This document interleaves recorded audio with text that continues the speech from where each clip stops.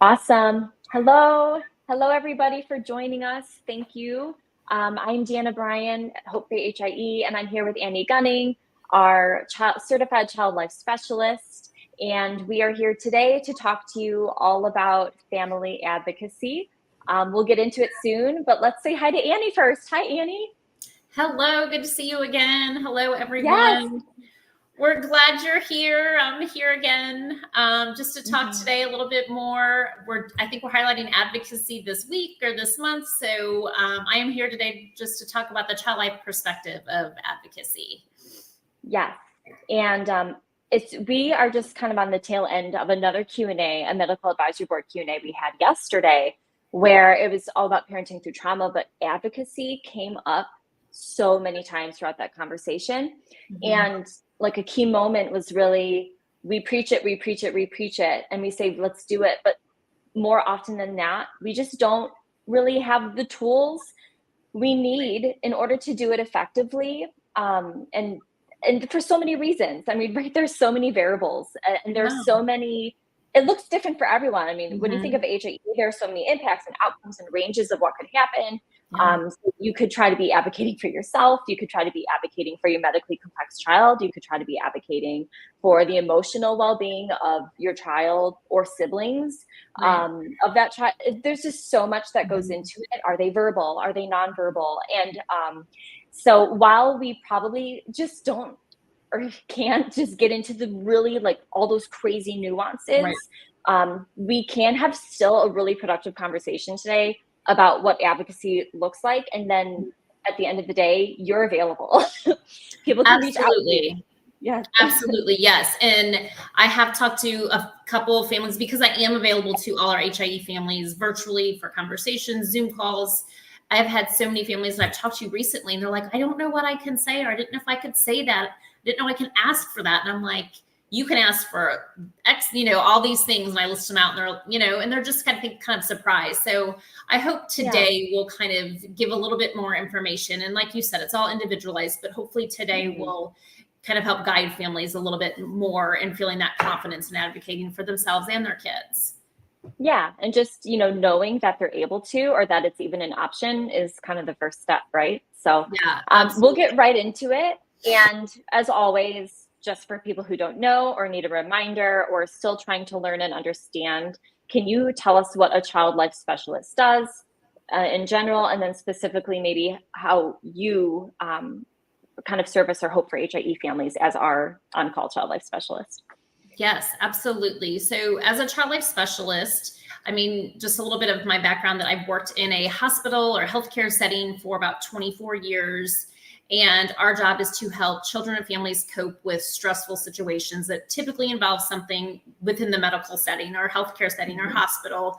So that's providing education for a new diagnosis or a chronic diagnosis through medical play and creative expression, help develop those coping skills. We helping with advocacy. That's one of those things. So anything that we can do to help a child understand, process, and cope with their experience while also decreasing that fear, that anxiety, and that pain is going to help their experience, which is just going to help, the healthcare team and the family work better together, which is always the goal. And that includes families or siblings and parents as well. Like I also work with siblings. I've worked with siblings in the hospital too, because we know that when you have one person in the family that is affected by an illness or, diagnosis, whatever, it affects the entire family. So we are there to help support siblings as well. And then with Hope for HIE, it's all virtual. I do Zoom calls, phone calls, emails, and resources to families all over the country or the world, help prepping for different procedures. I feel like I've done a lot of EEG preps and helping kids and parents learn to prep their child beforehand, talking through those coping strategies for different unexpected procedures and tests that are coming up, or those long-term stays or changes that they've had in their healthcare recently. So I am available to help with any of those things as well. Awesome. So there are so many different types of advocacy, but we're going to begin with talking about advocacy in a medical type of setting. So our first question for you today is, from a child life specialist perspective, I almost got tripped up over my words there. How can a CLS or a child life specialist help improve the collaboration and communication and just overall partnership between families and their healthcare teams? Because as we all know, sometimes there can just be a disconnect, or there can be a lot of fear in asking for what you need, or there's a lot of medical jargon. So overall, how can that communication and collaboration be enhanced? Yes, definitely. I do like to think of us too as we're kind of like decoders too for families. So I can talk a little bit more about that. But as a child life specialist, part of my job is to make sure parents know that their voice matters. We want to give parents the knowledge and skills to advocate on their own. So we are trained collaborators, and we can help you come up with a plan with the healthcare team based on mutual respect, that open dialogue, and share the decision making. So part of that comes with, let's identify the issue, let's talk about some possible solutions, and we need to find the appropriate healthcare team member, because there's so many. You meet so many people in the hospital, and so we can kind of help. Maybe the physical therapist is the best person to talk about this issue, or we need a respiratory therapist for this. So we can kind of be that in between and help you find the right person, because it is so overwhelming and there's so much. And it can be very overwhelming as an advocator for caregiver, as caregivers being the advocator. That's an emotionally challenging thing to always be doing. So we are there to just help support the caregivers as well. Like, validating your feelings. I know sometimes I feel like that's thrown around kind of easy, but it's really important. What you're feeling and what you're doing is hard, and it's challenging, and it's valid, and you need support too. So there's ways we can help support you. And can we find somebody to help give you a break during the day? Is it a volunteer? Is it, is there somebody else that we have within the hospital that can help? That's important. It may seem small, but for some families, that's a really big need. And then what are some connections in the community? What are some resources? What are some peer connections? We can help with those things and just give you those resources that you might need as well.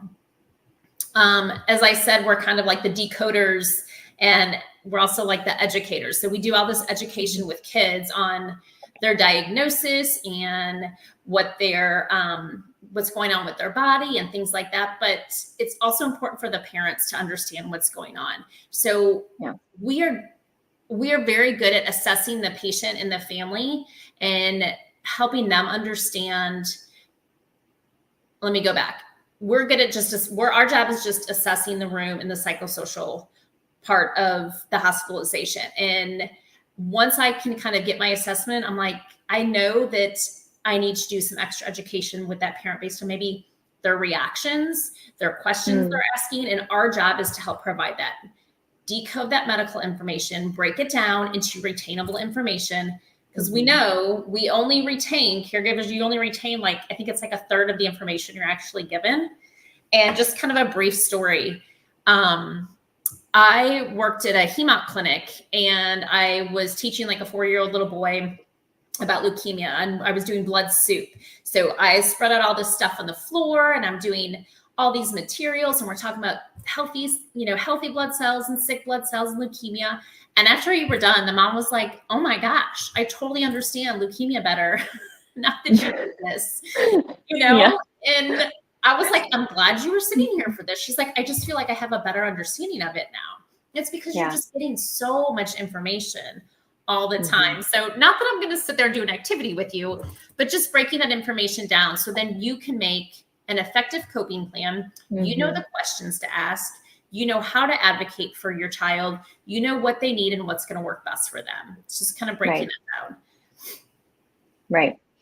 That's such a huge part of it too. I mean, and realistically, in doing something that helps one person, it has the domino effect. Like if you break down, like you said, if you break down information for a child or a sibling, ultimately someone else is going to benefit from that information too. So speaking of siblings, what and medically complex children, because advocacy isn't always just about the parent or the caregiver. We want to give kids the tools and empowerment to do so as well. So what are some developmentally appropriate ways that we can, or parents and caregivers of CLS can empower medically complex children and their siblings to advocate for themselves? Yes, definitely. We want to teach the kids, but we want to give them the skills to do that themselves too, especially for when we're not around to be there with them to help them, or they have to do something more on their own. So by helping them with the coping skills and helping them through a procedure, we're also empowering them to do this on their own, which is really our ultimate goal. If a parent or a family ever comes in and they're like, we don't need you, we got this, and they get through it, like that's my ultimate goal. Like that's a great compliment, right? That kid's doing it on their own. So some of the things we can do is when I'm working with a child, we develop like a script we kind of go through a whole scenario of like a role play of what the procedure is going to be, and give them the words that they can use to ask for something, and let them know, you can look on my right arm first. Can you look on my right arm first? Or that tourniquet that everybody hates, can we put a washcloth under it? Can we put a tissue under it? Can you do it on top of just like my sleeve like this? Those are all options. You can ask for all those things, and you have a voice, and that's your body, and you can ask the nurse to do those things. That is okay. And I think sometimes they just need that permission to ask for that. So if we go through and practice it, they begin to feel a little bit more confident about doing it. Give them viable choices. That's important too, because the whole process is like they're getting their power and everything taken away. They're in a situation where they're not given control. So we want to give them some control back. By giving them that control back, that does help them feel empowered in their healthcare, in their body, and their decision making. So viable choices. Don't ask, when somebody asks, can I listen to you? I'm like, that's not a viable choice. Listen to your front and back first. Like those little, I know those seem so tiny, but it's giving them those choices. Yeah. And then preparation. We've talked about, I feel like I've talked about preparation in probably every Q&A. It's okay. You have to say something like 7 times for it to fit, but it's so important that it helps, because if you prepare them, then they can process it. They can ask the questions, and that helps them feel empowered in knowing what they're going to do. And they can ask the questions to know what's happening to them, and then make the choices and ask for things. Like that's all part of it. Like it all just goes together. And then it's important. And I remember. Go ahead. It's so rude of me to interrupt you. You're fine. I remember what you said a couple times ago, where like that preparation looks different for age groups too, right? And like some, like the older the kid, maybe the earlier they can know versus the younger or developmentally younger the child, maybe the later, Yep. So you can tailor it. Yeah. I remember. See, I listened. I know. Yes, Deanna. No, and I was going to touch on that too. That's part of like my communication part with advocacy is like, I'll get into that. I don't want to skip ahead. I have one more for my siblings, and that's why I should just like zip it. It's like I just get so excited. It's like, can I get a gold star, please? Because, and then developing a coping plan. Like this is again all part of it. Like develop the coping plan with them. Let them choose where they want to sit. Let them choose what they want to bring, what music they want to listen to, what show they want to watch while they're doing it. All of those, again, tiny things, but include them with the coping plan. What's going to help them? Do you want me to tell you the day before, the morning of, 2 days before? That's including them, and that's giving them that power and that control as well. Yeah.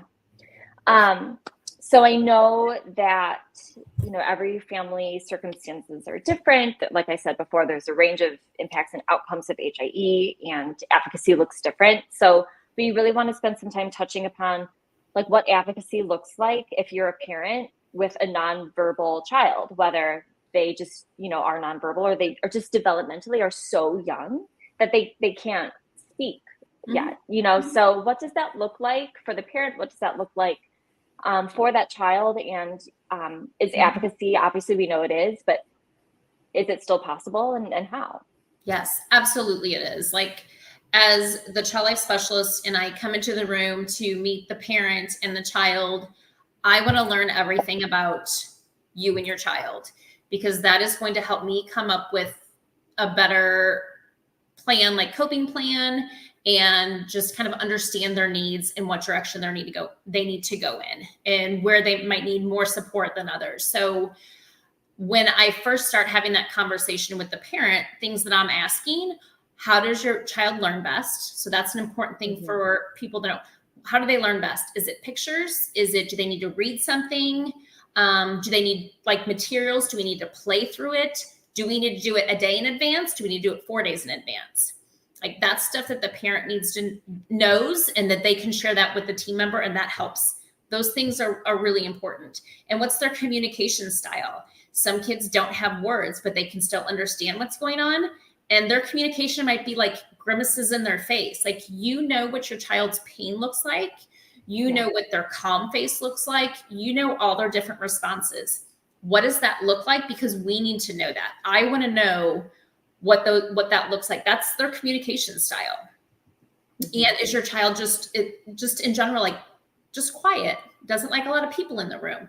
So I like to use all these things, talking about their fears, their coping strategies. We talk about all these things, and you share these with the child life specialist or the care team.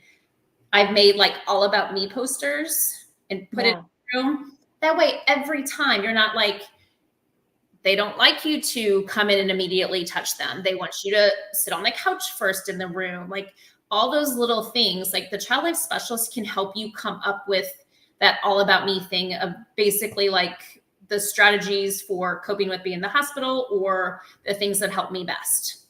Be in the room so that all the healthcare team members see it, or they can put it in the chart. So it's in the chart too. But that's definitely some ways that I think parents and child life specialists can work together.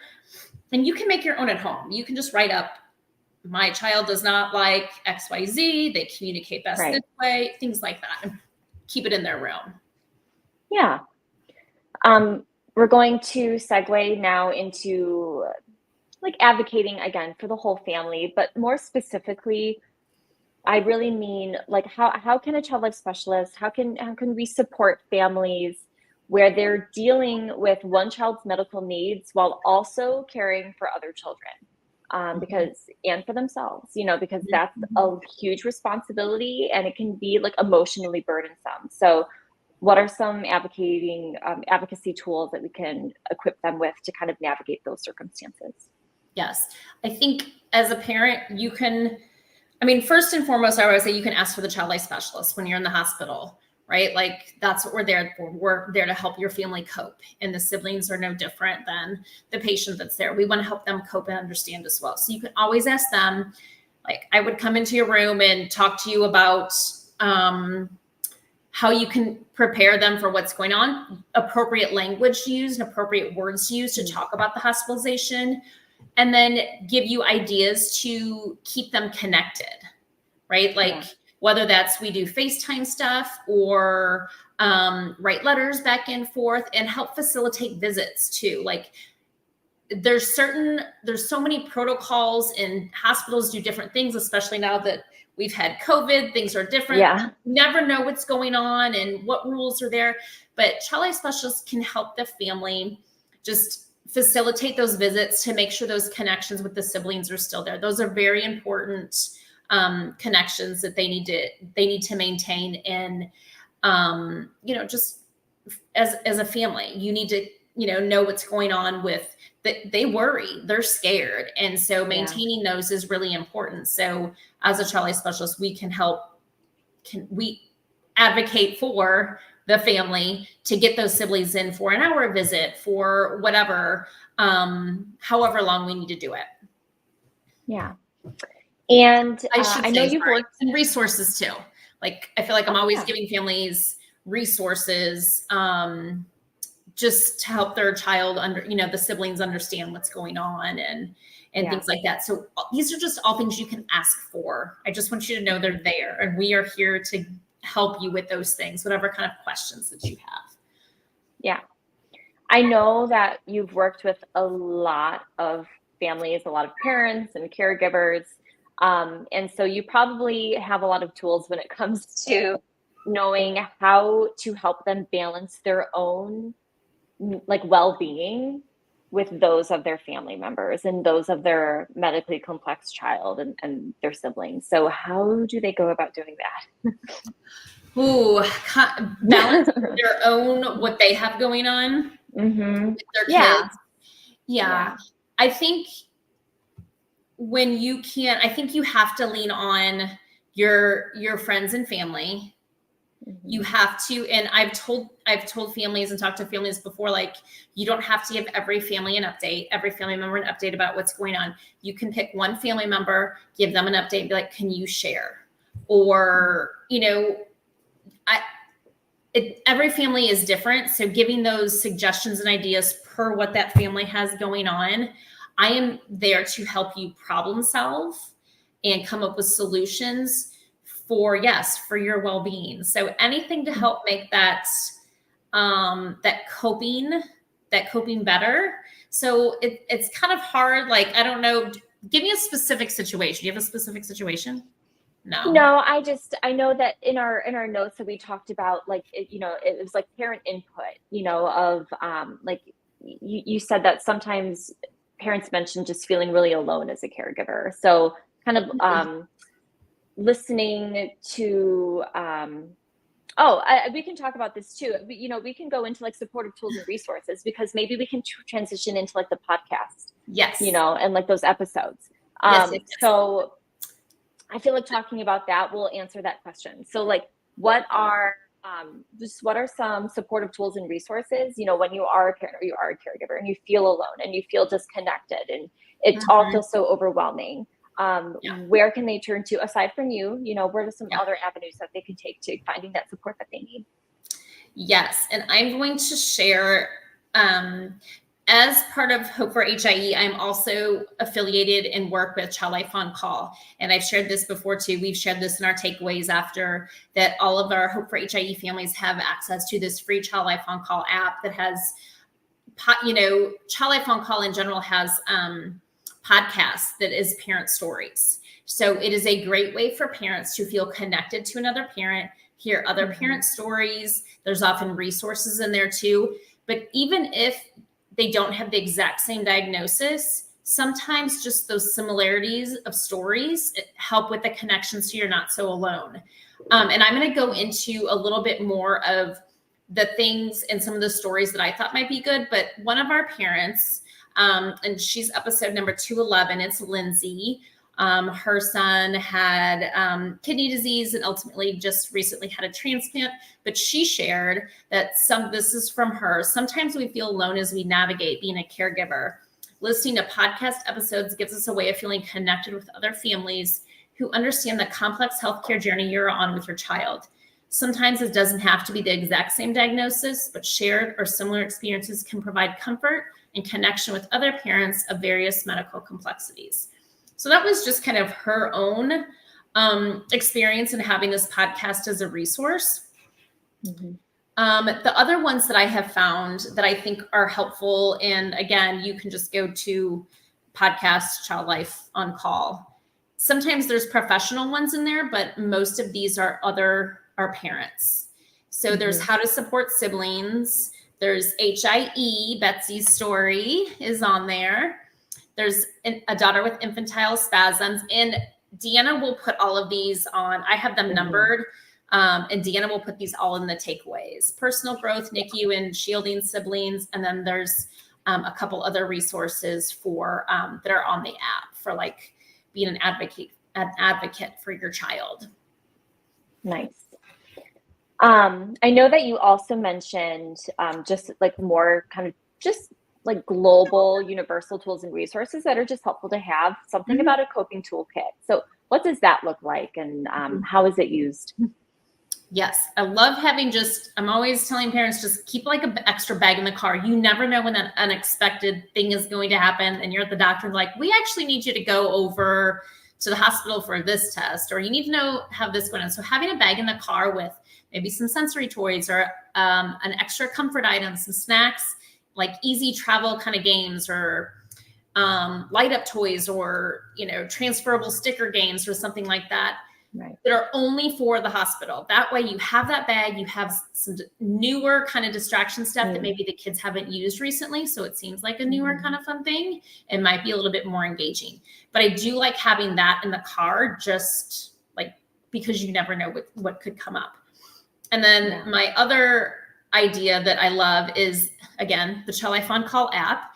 It has a whole glossary, and that is specifically for, like, when we have the app, it's personalized for Hope for HIE. So it has a lot of very specific Hope for HIE stuff on it, but it has a whole glossary of terms. So you could click on EEG. It'll tell you if you've never had an EEG, if your child's never had an EEG, and you're really not sure. It will go through what it is, why you could be getting it, the steps, and how to advocate during an EEG. And then I was going to show you, and I think Deanna can help me with this, how you can make a coping plan on the app. Yep. Let's get it.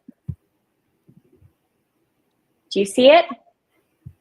Yes. You see what the coping plan looks like, right? Yeah. Okay. And so, like, when you go on the app and you click on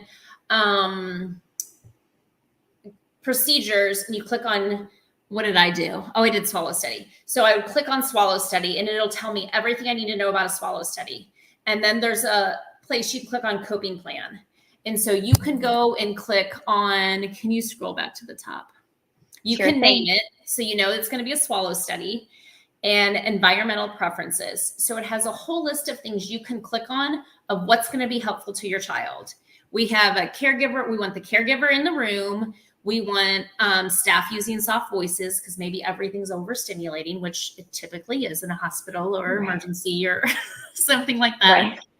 Limit the number of people in the room and have one voice at a time. And then we have choices during the procedure. Again, it's like a click, click, click, click, what's best. And then there's a space where you can add your own things as well. And then there's another section for choices after the procedure. After you put that information in the way you want it, that's custom for your family, your child, you click save. And then you have that in the app for coping plan. So if you're coming up for something and you can have my phone, I can click on, let's see, my Child Life on Call app. I can go to procedures and you can, you have it all there. And I think we had another one that even if you just want to know, I don't remember what the other one was that it might just be the same thing. Was it another? No, there was another one. It was give me one. I have it up. I feel like there's everything, and there are, and anybody, that's okay. If there's anything anybody sees or wants that we don't have on there, like I made one for the Bailey screening test because that's something that we will, that we've had families that have needed those. Yeah, that one's, for whatever reason, that one didn't pull up the way it was supposed to. Let me try. It's okay. That's okay. And then there's also a journal section. So I was talking with a family the other day and we were going over all these tips and what she could do for the EEG. And she was putting everything in. She's like, I'm not going to remember all this stuff. So I sent her a recap and then she was going to put it on the app, and there's a journal section. And just so she could have it all kind of right there. So she could remember just the different things we had talked about. So it really is a cool tool just to kind of have to look up when you're having those unexpected things come up, because it's all vetted, reliable resources. Yeah. That's awesome. Let's see. And I know that you also wanted to end with kind of just like, I kind of call it like the advocacy bill of rights. I've come to call it too. Just like, what are things that parents and caregivers are entitled to in terms of like, what can they ask for when they're advocating for themselves or for their kids? I know that you had a list of things that you want them to be able to know. Just kind of run through these, but Deanna's going to put these out there that are very nice and neat and concise that will hopefully be easy for you guys to read and use. So parents, advocate for participation in your child's medical interventions. Comfort holds, distraction, other coping techniques. The comfort holds, chest to chest. Like I was talking with the parents the other day about the EEG. You can lay with the kid in the bed. You can lay with them chest to chest. Like they don't have to be laying down and hold them down. We can work with that. You can ask for a different doctor or nurse. A numbing agent for a needle poke. Those are options as well. Alternate focus or an anxiety-provoking procedure. So what kind of distraction is available? What can we do? Do you have a child life specialist available to help with distraction and preparation? your cultural values to be upheld. A child life specialist. Privacy for your teenager. This is huge for teenagers. Teenagers need this. They like the door closed. They need to be covered. For the hospital, that's not a big deal. We're all used to that. And teenagers aren't. They deserve their privacy, and they can have their privacy. A sign on your door, let the staff know that your child is sleeping. Sorry. Was that the last one? I can't, mine's. No, it's okay. We added more to the Canva that we've made for parents, like having advanced conversations when it comes to like approaches to care, access to support services, like a social worker, all these things. You had mentioned like if a change is coming, like you deserve to know that change is happening, if there's a change of plan or whatever. And then as you've kind of hit upon this whole time, like you said, proper education and training for like a discharge, a hospital discharge, for instance. Like how do I care for my child at home when I'm no longer in that medical setting and I need help? Ask questions. You're allowed to ask anything that's, and I tell kids this too, anything that's happening to their body and they don't know, you can ask. That is your body. You can, I mean, I feel like that's when they get a little bit nervous and scared because they don't know, like they just feel intimidated, but that's where that role rehearsal and giving them the words can help. Like, let them know that they can do that. Parents too, you can do that. You're right. Awesome. Yeah. Thank you so much. Is there anything that we left out? I think we hit everything on our notes. Yeah. I think we got it all. I think we got it all. And anything we missed, any extras will be in the takeaways. Yes, as always. So once again, thank you so much for joining us. And like Annie said, this will be turned into a blog, some key takeaways, just to add to that tool. What's it called? Tool. Can you tell how I've never done anything like labor related in my life? What is it? A toolkit? Just do it for me. A toolkit, right? of educational resources for you and your family to have to help you in those moments. And like we said, when advocacy feels hard or you don't know where to start or what even the definition of it is in terms of like what it looks like for you. That's something that is just a quick resource to turn to. And then always we have Annie. We have you. Please.